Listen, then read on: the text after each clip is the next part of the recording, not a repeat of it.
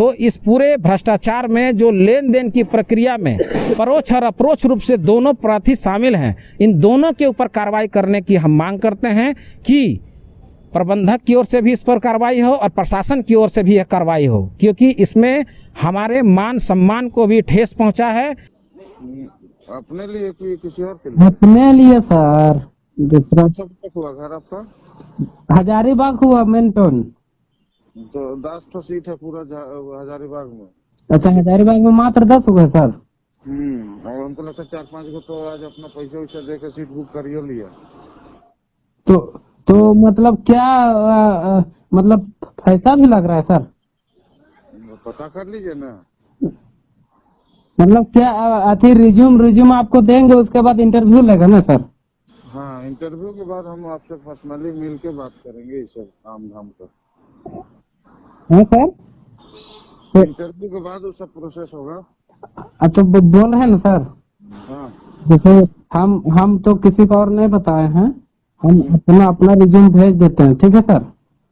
जो कि ना उसको टॉयलेटिंग का नॉलेज था, ना एडीएल का नॉलेज था, ना ही उसका बिहेवियर सही था। वो एकदम रोड पे निकलती थी तो जिद्दी बच्ची की तरह रोड में लेट जाती थी। अच्छा। तो आज वो बच्ची सभी के बीच में एक इंसान के माफिक बैठ पाती है। मतलब वो उसको इंसान नहीं कह सकते थे आज से 10 साल पहले, हम उसको एकदम जानवर ही कह सकते हैं कि कहीं भी टॉयलेट कर दे, कहीं भी पोटी कर दे, कोई चीज़ का सेंस नहीं। उसके बाद नेक्स्ट टाइम हम लोग नेक्स्ट बार गए तो उस समय हम लोग डायरेक्ट प्रबंधक सर से मिले। डायरेक्ट हम लोग को वहाँ पर प्रोसेस अपना करवाएं, हम लोग को ऑफर लेटर भी दिया गया वहाँ से। तो कौन लोग हैं जो ऐसे बदनाम कर रहे हैं आप लोगों को? क्या उनमें पढ़ाने की भावना नहीं है या सिर्फ पैसे के लिए आए हैं? इस तरह से मुझे जानकारी जब 10 दिसंबर को प्राप्त हुई तो मैंने भी इस भ्रम में पड़ गया और मैं पावेल जी के साथ मिलकर आंदोलन किया, हर एक जगह जागरूकता फैलाई। तब मुझे पता चली कि एक बार हमें कंपनी से मिलनी चाहिए। जब कंपनी से हम लोग मिले तब हम लोग को पता चला कि शिक्षक बहाली झारखंड सरकार के लिए शुरू से एक समस्या रही है। योग्यता होने के बावजूद, कई परीक्षाएं देने के बावजूद और इंटरव्यू फेस करने के बावजूद शिक्षकों को जॉब लेने के लिए कई मुश्किलों का सामना करना पड़ता है। योग्यता होने के बाद भी कई बार ऐसा देखा गया है कि शिक्षक ठगे जाते हैं कि नियुक्ति में आपसे पैसा मांगा जा रहा है, पैसा दीजिए तो आपको नियुक्ति होगी। कल एक ऑडियो वायरल हो रहा था विशेष शिक्षा बहाली को लेके। कंपनी से एक अभ्यर्थी बात कर रहा था कि सर मुझे वो सीट दे दीजिए और जो पैसा आप लेना चाहते हैं मैं आपको दूंगा। इस ऑडियो के पीछे बहुत सारी ऐसी बातें हैं जो ऑडियो देख के समझ में नहीं आता है। हम उन लोगों के साथ हैं जो विशेष शिक्षा बहाली में सालों से आंदोलन किए हैं और अब जाके उनको विशेष शिक्षा बहाली में ज्वाइनिंग लेटर आया है। अभी ज्वाइनिंग किए भी नहीं हैं, लेकिन उस ऑडियो के पीछे की बहुत बड़ी सच्चाई है जो ऑडियो सुनने से पता नहीं चलता है। हमारे साथ पावेल जी हैं, पावेल जी के साथ और भी हमारे 2-3 साथी साथ में हैं, हम उनसे भी बात करेंगे। पहले हम पावेल जी से बात करेंगे क्योंकि पावेल जी का नाम आ रहा है इस ऑडियो में। पावेल जी, कल जो ऑडियो वायरल हुआ उसमें आपका नाम आ रहा है, इस ऑडियो के पीछे का पूरा मामला क्या है? ऑडियो के पीछे का मामला जानने के लिए हमको लगता है कि पीछे के बैकग्राउंड में जाना बहुत ज़रूरी है, तभी हम समझ पाएंगे कि यह मसला क्या है। प्रशिक्षित विशेष शिक्षक संघ विगत 10 वर्षों से लगातार यह निरंतर मांग करते आई है कि दिव्यांग बच्चों के शिक्षण प्रशिक्षण हेतु विशेष शिक्षकों की आवश्यकता है, उन्हें आप अविलंब जो है नियुक्ति पत्र दें। इसी की लड़ाई को लेकर हम लोग माननीय जितने भी शिक्षा मंत्री अभी तक झारखंड सरकार में बने 2012 से लेकर अब तक, सभी के बीच हमने अपनी मांगों को रखा कि झारखंड शिक्षा परियोजना के द्वारा समग्र शिक्षा के तहत जो योजना चलाई जाती है उसमें दिव्यांग बच्चों के शिक्षण प्रशिक्षण हेतु विशेष शिक्षकों की नियुक्ति करना अनिवार्य है और उसके लिए जो है बहुत सारे सीट रिक्त पड़े हुए हैं, उनको अविलंब जो है बहाल करनी चाहिए। इसको लेकर हम लोगों ने पिछले साल भी जब यहाँ झारखंड के शिक्षा मंत्री जगन्नाथ महतो ठीक थे तो उनके पास हम लोग राज्य निष्पक्षता आयुक्त के साथ अपनी मांगों को रखने का काम किया था और उन्होंने कहा था कि प्रत्येक विद्यालय में तो शिक्षक नहीं हो सकते हैं, लेकिन हमारे पास एक योजना है समग्र शिक्षा के तहत, जिसके तहत हम प्रत्येक प्रखंडों में 2 शिक्षकों का नियुक्ति करने की हम गारंटी कर सकते हैं। और इसके तहत उन्होंने यह प्रक्रिया शुरू की। बीच के दिनों में वह स्वस्थ थे और जैसे ही स्वस्थ उन्होंने हुए और उन्होंने इस नियुक्ति प्रक्रिया को शुरू की और इसका परिणाम हुआ कि 292 शिक्षकों की नियुक्ति जो रिक्त पद थी उस पर जो है नियुक्ति प्रक्रिया शुरू की गई। और इस पूरी प्रक्रिया को धरातल में लाने के लिए बड़का गांव के विधायिका अंबा प्रसाद विधानसभा में प्रश्न भी कर चुके थे। तो इसके आलोक में और इसमें मजबूती प्रदान हुई और इस प्रक्रिया को और तेज किया गया। और शिक्षा विभाग के द्वारा यह पूरी प्रक्रिया को और बेहतर तरीके से करने के लिए एक आउटसोर्सिंग कंपनी जीएमडी को दिया गया और जिसकी सूचना और जानकारी हम लोगों को 3 दिसंबर 2021 को प्राप्त हुई कि ऐसे ऐसे कंपनी को सूचना दी गई है। लेकिन एक फर्जीनामा इस तरीके का एक वेबसाइट का सब कुछ बनाकर भी सारे व्हाट्सएप ग्रुप में यह भेजा गया। उसमें एक नंबर दिया हुआ था जिस नंबर पर सभी लोग बातचीत करते थे और वहाँ पर एक पैसे का एक मोटी रकम का डिमांड किया जाता था उस कंपनी के नाम पर और वह कंपनी के नाम पर मोटी रकम ऐड कर मनचाहा सीट देने की वकालत करता था कि हम यह मनचाहा सीट आपको दिलाएंगे।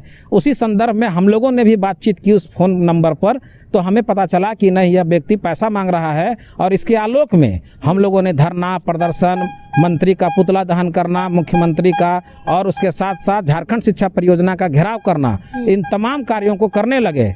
और माननीय शिक्षा मंत्री से हम लोगों की इसी संदर्भ में मुलाकात हुई तो उन्होंने बहुत स्पष्ट कहा कि तुम्हारे पास जब तक कोई सबूत नहीं आता है तब तक हम कोई कार्रवाई नहीं कर सकते हैं। इसीलिए पैसा लेन देन का इसीलिए तुम जो है सबसे पहले स्वयं अपना इंटरव्यू देने के लिए जाओ। उसके बाद अगर किसी प्रक्रिया में तुमको लगता है कि कोई धांधली हो रही है, कोई पैसा मांगा जा रहा है, तब तुम इस बात को हमको बताना। तो हम त्वरित कार्रवाई करते हुए कंपनी के पास गए अपना रिज्यूम जमा करने के लिए। और उसी दरमियान जब हम जितने धरना प्रदर्शन कर रहे थे तो मैं प्रशिक्षित विशेष शिक्षक संघ का अध्यक्ष था। तो हमारे नाम को पढ़ने के बाद लोगों ने कहा कि नहीं, सो इस नाम का जो आदमी है बहुत धरना प्रदर्शन कर रहा था और सर भी चाहते थे कि लोगों से मिले। तो हमारी भी इच्छा हुई कि उनसे हमारी मुलाकात हो और क्या संदर्भ है हम उस पर बातचीत करें। जब हम महाप्रबंधक से मिले तो महाप्रबंधक ने कहा कि हम ऐसे 2 व्यक्तियों के ऊपर केस कर चुके हैं जो हमारी ही कंपनी का एक फर्जी वेबसाइट बनाकर लोगों से पैसा वसूल रहा है, मोटी रकम देने की बात कर रहा है और मनचाहा सीट कर रहा है, ठगी की जा रही थी जी। और उसमें एक अलग टाइप का लोग लेटर पैड को बनाकर देने की भी बातचीत कर रहे थे। उन्होंने कहा कि हमारे कंपनी के द्वारा किसी को भी लेटर पैड अगर प्राप्त होगा तो यहाँ से होगा, ना कि रोड चलते किसी को होगा। और किसी अन्य कार्यालय से अगर कोई कुछ प्राप्त किए हैं तो उसकी जवाबदेही हमारी कंपनी नहीं लेती है। और उन्होंने कहा कि आप स्वयं इस पूरे प्रक्रिया से आप गुजरिए। और उन्होंने हमारा इंटरव्यू लिया। उसके बाद जो बोर्ड बैठी हुई थी, बोर्ड ने हमारी पूछताछ की, हमारा एक्सपीरियंस देखा गया। और इन तमाम चीज़ों को देखने के बाद उन्होंने कहा कि आप किस जगह पर आपके चयन के लिए जो है प्रक्रिया में आप भाग लेना चाहते हैं। तो वर्तमान में हमने कहा कि मैं यहाँ पर दीप शिखा में कार्यरत हूँ और मैं चाहूँगा कि राजधानी रांची में ही अगर हमें सीट मिल जाए तो मेरे लिए बहुत उचित होगा। तो उन्होंने कहा कि यह सीट आपके लिए उपलब्ध नहीं है क्योंकि यहाँ मात्र 2 ही सीट है, तो आपको ज़्यादा हम नहीं दे सकते हैं, बाकी सब भर चुके हैं। झारखंड शिक्षा परियोजना से पहले से कार्यरत लोग भी हैं यहाँ। तो हमने कहा कि तब हमारी दूसरी चॉइस होगी कि हम गाँव में सेवा करना चाहते हैं, तो हमारे गाँव में अगर यह अवसर मिले तो हमारे लिए बहुत बेहतर है। तो उन्होंने हमारे अपने गाँव में जब सीट को देखा कि वहाँ वैकेंट है तो हमारी नियुक्ति वहाँ की और हम उसके लिए उनको शुक्रगुजार भी मानते हैं। और इस पूरी प्रक्रिया को जब हम फुलफिल किए उसके बाद हमको समझ में आया कि हमारे ही लोगों को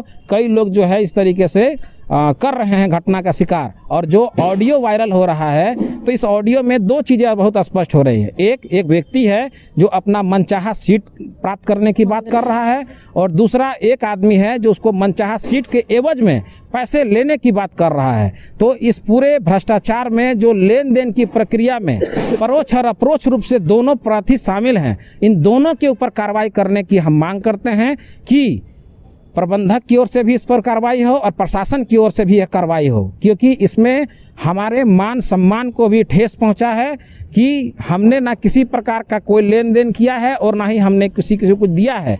हमारे साथ जो भी लोग थे और जिन लोगों ने भी इसकी पूरी उस दिन की भागीदारी में जब तक हमने ज्वाइनिंग लेटर प्राप्त किया, वे तमाम लोग हमारे बीच में भी हैं। हमने जहां तक जाना है और बाकी लोग भी जाना है, इस पूरी प्रक्रिया में भाग लेने के बाद हम लोगों से 1 पैसा भी कंपनी के द्वारा नहीं लिया गया है। और मैं ऐसे 50 व्यक्तियों को जानता हूं जो हमारे प्रशिक्षित विशेष शिक्षक संघ से जुड़े हुए हैं जिन्होंने एक पैसा भी नहीं लिया है। और यहाँ तक कि हम 12 ऐसे दिव्यांगजनों को जानते हैं जिन लोगों ने किसी प्रकार का बिना शुल्क अदा किए हुए अपने अपने जगहों पर वह कार्यरत हुए हैं। जिन लोगों के द्वारा यह विरोध और इस तरीके का जो माहौल बनाया जा रहा है इस पूरे नियुक्ति प्रक्रिया का, कि यह बहुत दिनों के बाद यह नियुक्ति प्रक्रिया निकली है, यह बहुत आशा और उम्मीद के साथ कि दिव्यांगजनों को उनके लिए एक शिक्षक मिल पाएगा, लेकिन इसमें वे लोग व्यवधान उत्पन्न कर रहे हैं जो अपने घरों में नौकरी चाहते हैं।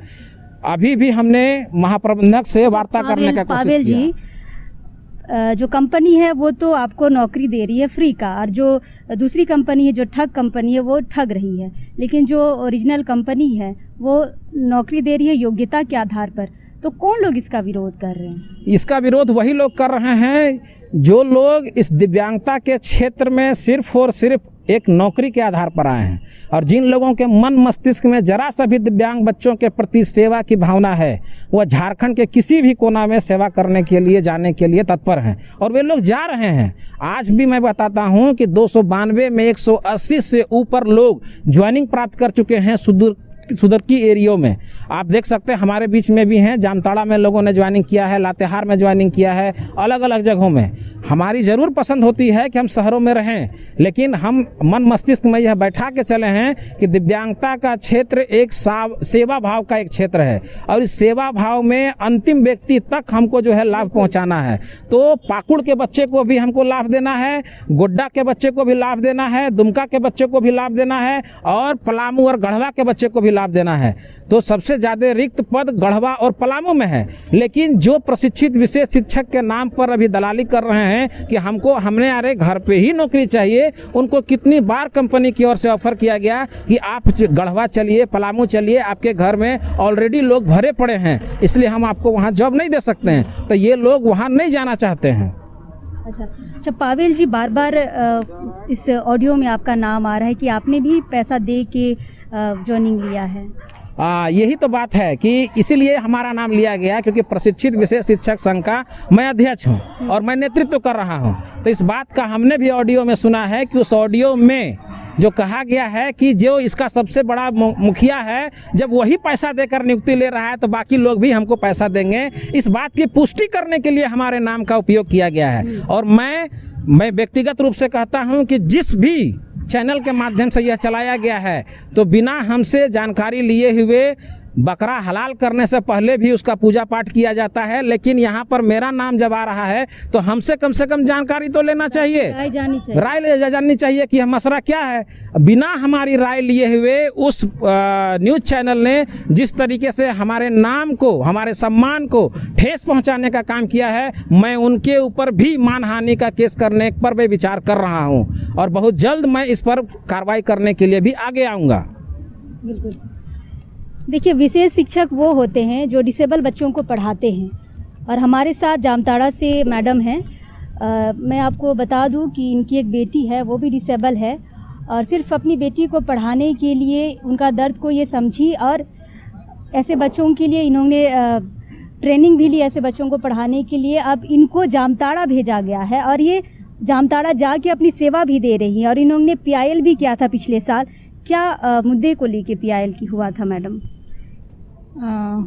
मैम, मुद्दा यही था क्योंकि मैं इस चीज़ से इतना, मतलब इसमें इतना तकलीफ़ को मैंने झेला जब मेरी बच्ची, मुझे पता चला कि मेरी बच्ची इंटेलेक्चुअल डिसेबिलिटी है मेरी बच्ची को।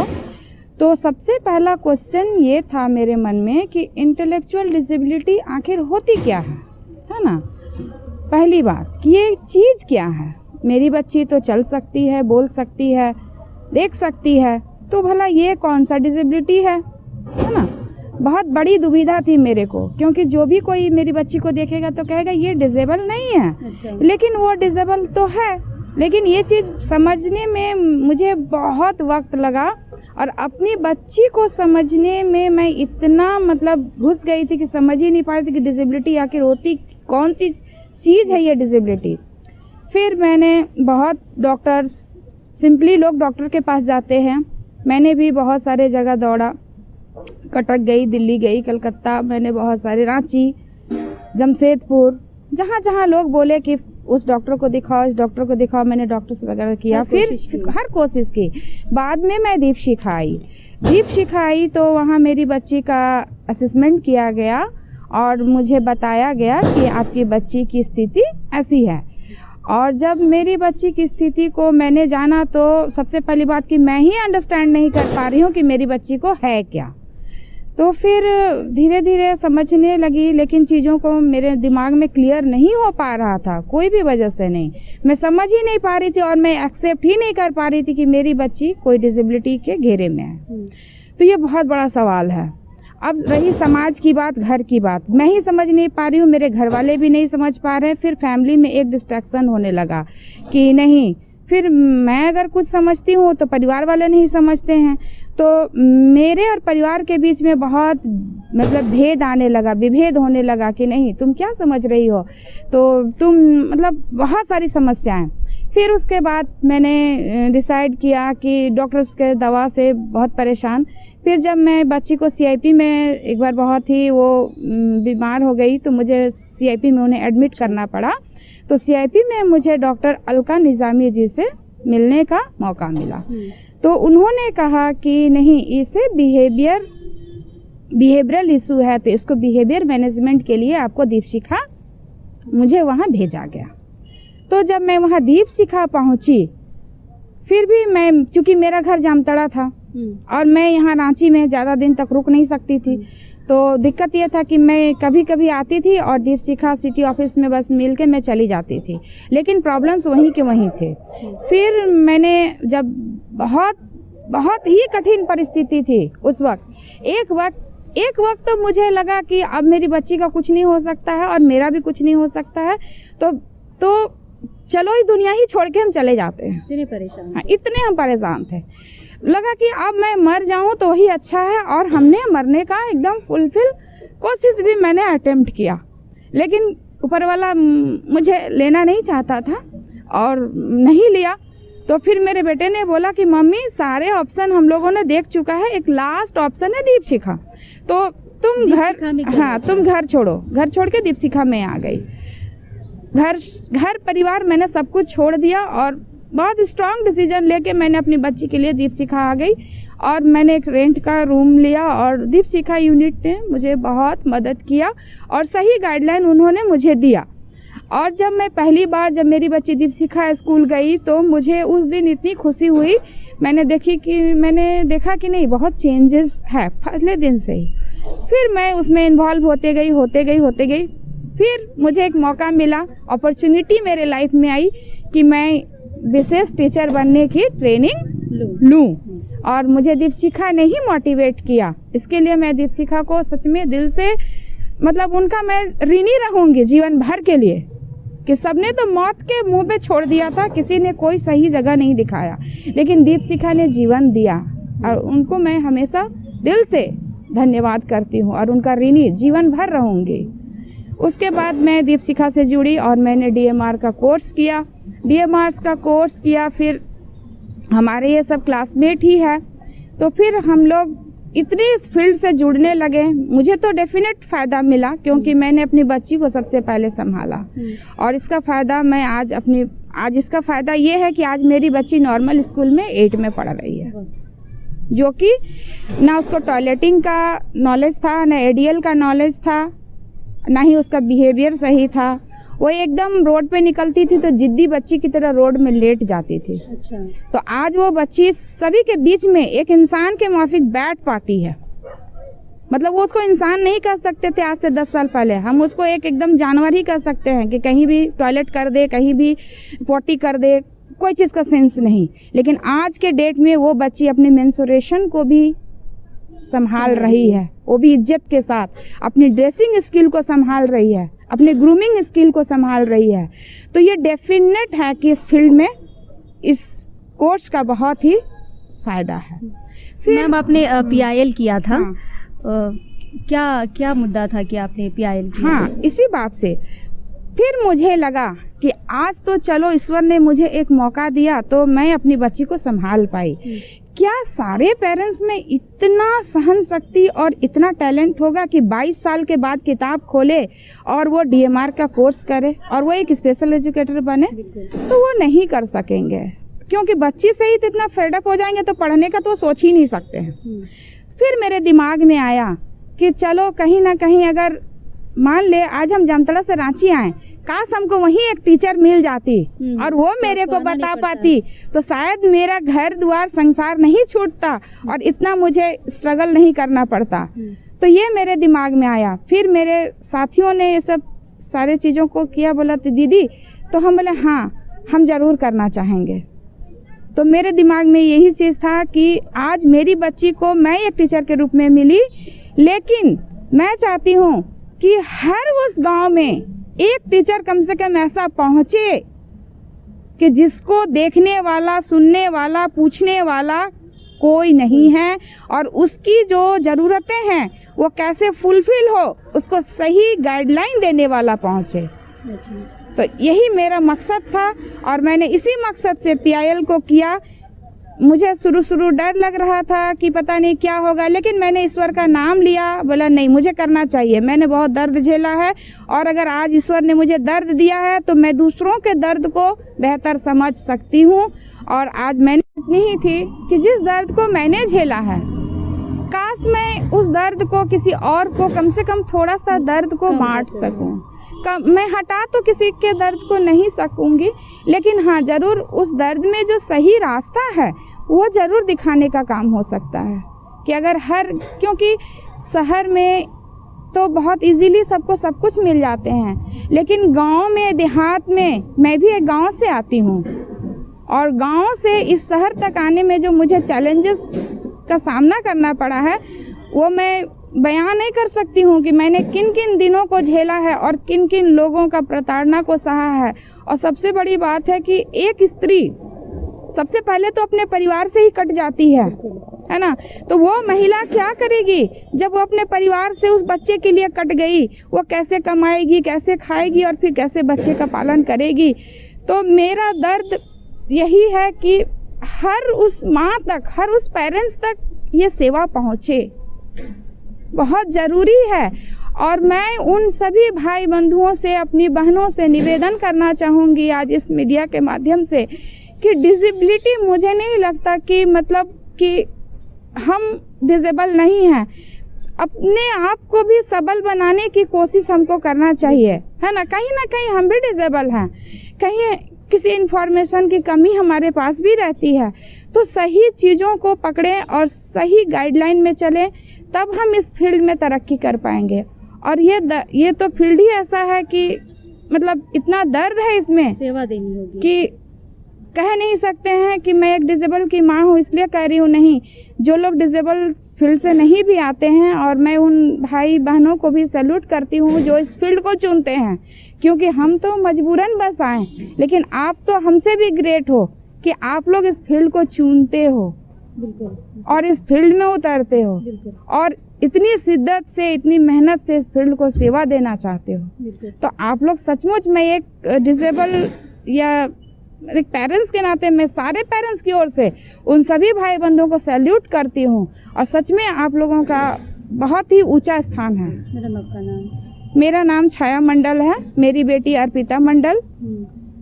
और अभी मैं यहीं रहती हूँ आरा गेट नामकुम में, और अभी मुझे भी मिला है जामताड़ा पोस्टिंग, तो मुझे भी जाना पड़ेगा और मैं जाऊंगी, मैं खुशी से।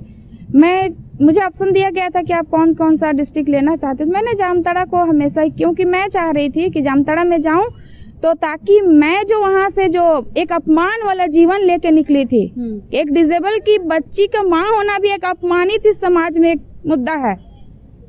बहुत अपमान झेलना पड़ता है किसी भी डिसेबल माता पिता को, तो कम से कम मैं वहाँ एक सम्मान के साथ जाऊं और उन सभी माता पिताओं को एक कम्युनिकेट करूं और उनको जोड़ूं और उनको एक बेहतर रास्ता दिखा पाऊं। बिल्कुल बिल्कुल। हमारे साथ और एक साथी हैं, कितना मुश्किल होता है ऐसे स्टूडेंट को पढ़ाना, और उसके बावजूद आप लोगों के ऊपर ये आरोप लगाया जा रहा है कि पैसा लेके आप लोग इस फील्ड में आए हैं, जॉब ले रहे हैं पैसा लेके। देखिए मैम, ऐसा तो यहाँ अभी तक कुछ नहीं हमको समझ में आया। हम लोग जब गए इंटरव्यू दिए वहाँ पर, तो वहाँ डायरेक्ट हम लोग को इंटरव्यू लिया गया। वहाँ पर 2-3 सर थे, जजेस कर रहे थे अपने माध्यम से जैसे किए। उसके बाद नेक्स्ट टाइम हम लोग नेक्स्ट बार गए तो उस समय हम लोग डायरेक्ट प्रबंधक सर से मिले। डायरेक्ट हम लोग को वहाँ पर प्रोसेस अपना करवाएं। हम लोग को ऑफर लेटर भी दिया गया वहाँ से। तो कौन लोग हैं जो ऐसे बदनाम कर रहे हैं आप लोगों को? क्या उनमें पढ़ाने की भावना नहीं है या सिर्फ पैसे के लिए आए हैं? मैम, भावना तो सब में है, लेकिन देखिए इस फील्ड में ऑफर लेटर तो लगभग सबको मिल गया, लेकिन जगह वहाँ पर फुल हो गया। अच्छा। इसी का आंदोलन है कि वहाँ पर मनचाहा नहीं मिल पा रहा है, क्योंकि चाहिए हमको होम में ही।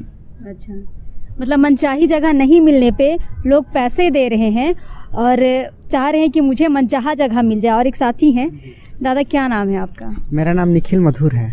अभी कहाँ अपनी सेवा दे रहे हैं? अभी मैं विशेष शिक्षक के रूप में आदिम जाति सेवा मंडल में जो एक बाल गृह है वहाँ पे मैं अपनी सेवा दे रहा हूँ। अच्छा, जिस तरह से ऑडियो वायरल हो रहा है कि पैसा दे के लोग इस फील्ड में आ रहे हैं, कहाँ तक इसमें सच्चाई है? देखिए, शुरू में हम भी भ्रम की स्थिति में थे। जब इस तरह से मुझे जानकारी जब 10 दिसंबर को प्राप्त हुई तो मैंने भी इस भ्रम में पड़ गया और मैं पावेल जी के साथ मिलकर आंदोलन किया, हर एक जगह जागरूकता फैलाई। तब मुझे पता चली कि एक बार हमें कंपनी से मिलनी चाहिए। जब कंपनी से हम लोग मिले तब हम लोग को पता चला कि इस नाम के एक और फर्जी कंपनी रांची में संचालित है और कंपनी का कहना है कि पूरे रांची में मेरा एक ही कार्यालय है जो दुर्गा टावर में, और कहीं नहीं है। तो जो भी अभ्यर्थी डायरेक्ट यहाँ पे आते हैं वो भ्रम की स्थिति में ना पड़े। मैंने भी अपना रिज्यूम लेके गया, वहाँ पे इंटरव्यू दिया, वहाँ पे मेरे जज किया गया। उसके बाद मुझे 1 सप्ताह बाद बुलाया गया। अब मुझे ऑफर लेटर मिली। मुझसे भी पूछा गया कि आपको कहाँ पे नौकरी करनी है, आप 3 ऑप्शन दें। तो मैंने बोला कि मुझे कहीं भी भेज दें, मुझे सेवा देना है और मुझे वैसा कुछ डिसीजन नहीं लिया है। अगर मुझे लातेहार मिल जाएगी तो मुझे अच्छा होगी, कहे कि वहाँ पे मेरा घर है तो मैं वहाँ बेहतर सेवा दे पाऊँगा। तो मुझे वहाँ का ऑफर लेटर मिली। अच्छा, क्या लगता है कि ये जो आप लोगों ने ये जो फील्ड चुना है डिसेबल बच्चों को पढ़ाने का, नॉर्मल शिक्षक परेशान हो जाते हैं बच्चों से, नॉर्मल बच्चों को पढ़ाने के लिए परेशान हो जाते हैं। आप तो ऐसे बच्चों को पढ़ा रहे हैं जो अपना काम खुद से कर ही नहीं सकते, एक लोगों को उसके पीछे पढ़ना पड़ता है, सुसु हो जाता है, पोटी हो जाता है, नाक बहने लगती है, उठ नहीं पाते हैं। ऐसे लोगों को पढ़ाना कितना चैलेंजिंग होता है आपके लिए? बिल्कुल, इस पे बहुत सारे पेशेंस की ज़रूरत होती है। एक ही काम को रोज़ाना करवाना, शुरू जब मैं ट्रेनिंग ले रहा था तो मुझे बहुत इरिटेटिव लगता था। अच्छा। लेकिन धीरे धीरे जब मैं दीपशिखा के मेंबर से मिले, वहाँ के बच्चों से मिले और ख़ास करके अलका निजामी जो हमारे मैम थी उनसे मिले, तो मुझे पेशेंस धीरे धीरे आया और मुझे इस काम में बहुत आनंद महसूस होता है करने के बाद। क्योंकि जब बच्चे मुस्कुराते हैं ना तो बहुत मुझे आनंद महसूस होता है।